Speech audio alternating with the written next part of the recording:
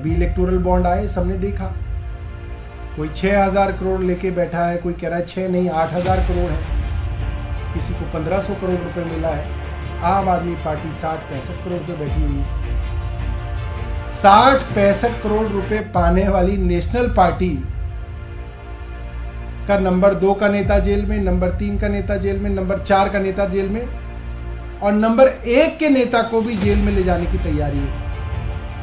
तो आप पूरी की पूरी लीडरशिप को ही जब जेल में डाल देंगे तो कौन सवाल पूछेगा प्रधानमंत्री जी से, कौन सवाल पूछेगा भारतीय जनता पार्टी से? सबको जेल में डाल दो और फिर चुनाव कराओ। जब सभी जेल में चले जाएंगे और चुनाव करोगे तो भारतीय जनता पार्टी जीतेगी, जैसे पुतिन जीत रहे हैं वहां पे।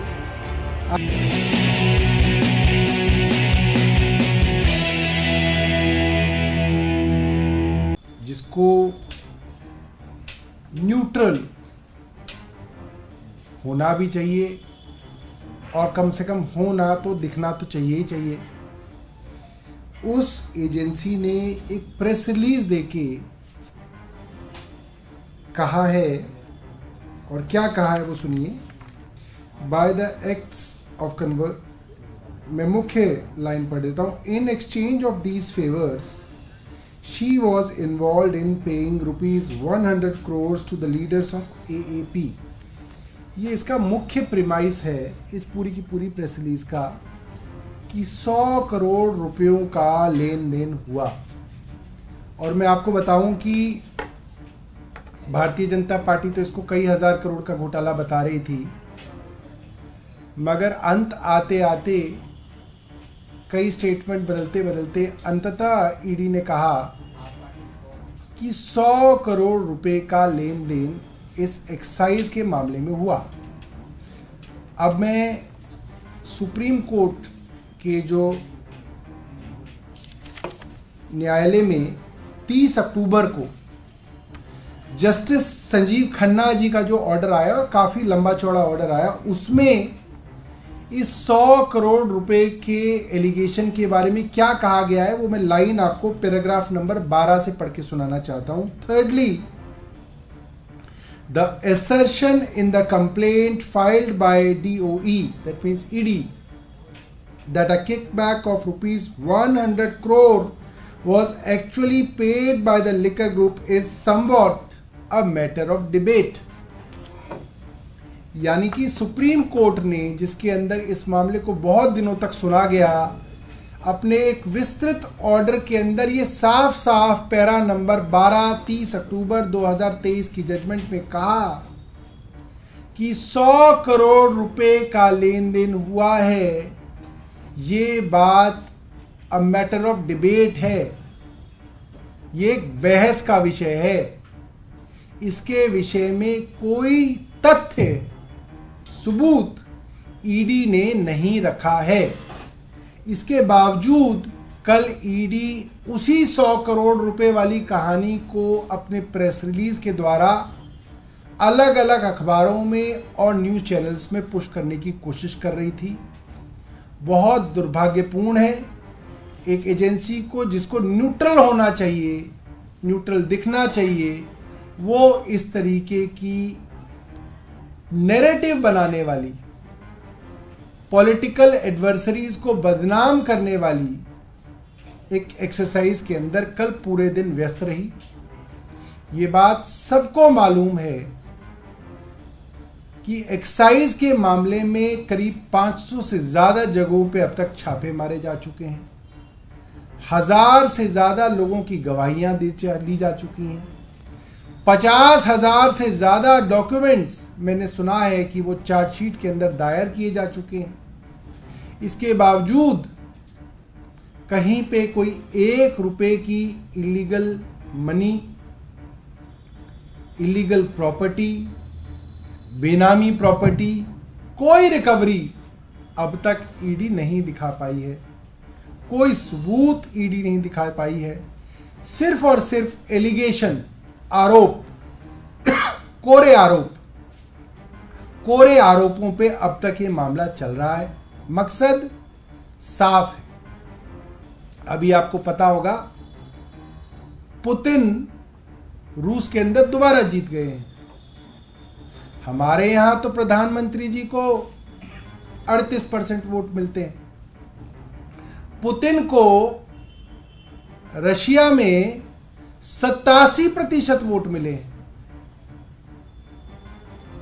और जब उनको इतने वोट मिले तो पुतिन अपना झंडा उठा के कह रहे हैं कि भाई जो मैंने यूक्रेन के ऊपर जो हमला किया, जिसको पूरी दुनिया ने कहा कि गलत किया, मेरी जनता ने उसको स्वीकार किया और उसके ऊपर मोहर लगा दी। पुतिन जी सही कर रहे हो, करते रहो।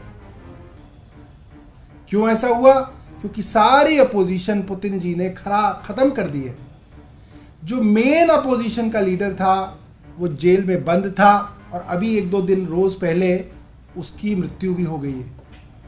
कहा जाता है कि पश्चिम देशों ने रूस से कहा था कि भाई आपके कई कैदी हमारे यहां बंद हैं, आपने अपनी पार्टी के मेजर अपोजिशन लीडर को जेल में बंद कर रखा है, चलिए हम इन कैदियों को एक्सचेंज कर लेते हैं ताकि वो जो प्राइमरी अपोजिशन लीडर हैं रूस के, वो वेस्ट में, पश्चिम में हिफाजत से जेल में रखे जा सकें।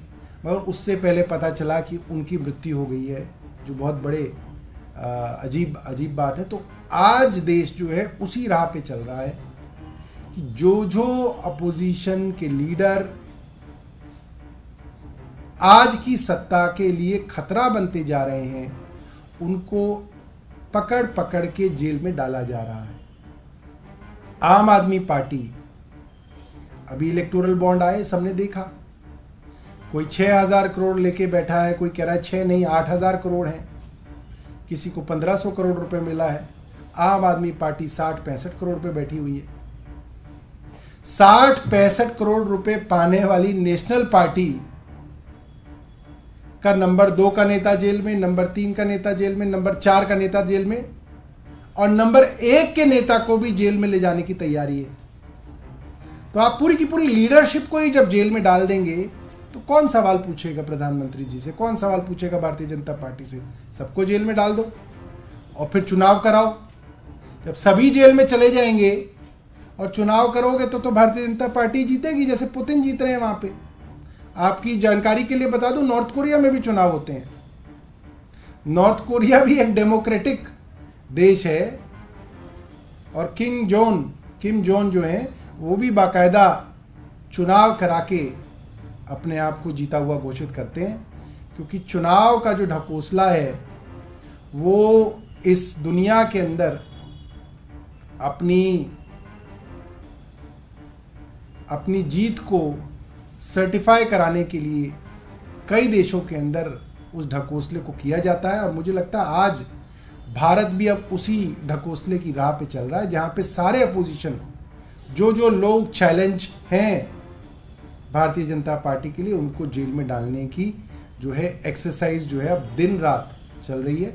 और अरविंद केजरीवाल जी जाहिर तौर पे एक ऐसे नेता हैं जो भारतीय जनता पार्टी की सरकार से सवाल पूछते हैं, और जब उनके सवाल उनके द्वारा पूछे जाते हैं तो उससे भारतीय जनता पार्टी के अंदर असहजता जो है वो देखने में आती है। सिर्फ आप ये कह रहे हैं कि सवाल पूछने के चक्कर में इतनी बड़ी कवायद हो रही है, जहां पर आपके नंबर 2, नंबर 3, नंबर 4 के नेता जेल में हैं और नंबर 1 के जा रहे हैं। लेकिन वो कह रहे हैं कि उनका सबूत है, और सीबीआई ने तो कोर्ट में ये कहा है मनीष सिसोदिया की जमानत के सुनवाई के दौरान कि और भी हाई प्रोफाइल गिरफ्तारियां हो सकती हैं। मैं आपको बता तो रहा हूँ, ये एक देश नहीं है। पाकिस्तान के अंदर भी जो अभी चुनाव हुए हैं, उसके अंदर भी हुए चुनाव है, मगर जो भी लीडर ऑफ अपोजिशन थे सब जेल में थे।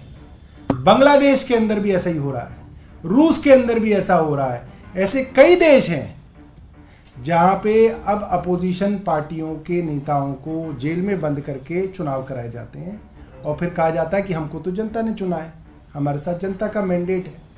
ये अब ऐसे में क्या स्थिति होगी जबकि आपके सारे शीर्ष नेता जेल में हैं और अरविंद केजरीवाल की कभी भी जा सकते हैं? अरविंद केजरीवाल जी ने जैसा पहले कहा, हमने पूरी दिल्ली के अंदर इसके ऊपर लोगों से राय मशवरा किया।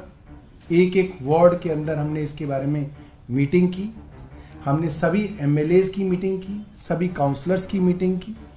सभी मीटिंगों के अंदर रायशुमारी के अंदर ये बात करीब 90% से ज़्यादा लोगों ने कही कि दिल्ली का जो मैंडेट है वो अरविंद केजरीवाल जी के नाम का मैंडेट है। लोगों ने उनको चुना है, अरविंद केजरीवाल की सरकार है अरविंद केजरीवाल जी ही इस सरकार को चलाएंगे, चाहे जहां भी चलाएं।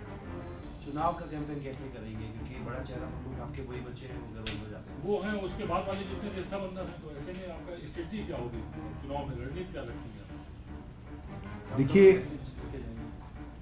चेहरा तो अरविंद केजरीवाल ही है और हमें लगता है कि उन्हीं का चेहरा जो है ऐसा चेहरा है जिसके ऊपर जनता जिन्हें प्यार करती है, जिनके ऊपर विश्वास रखती है, और वही स्ट्रैटेजी रहेगी जो हर चुनाव के अंदर रहती है।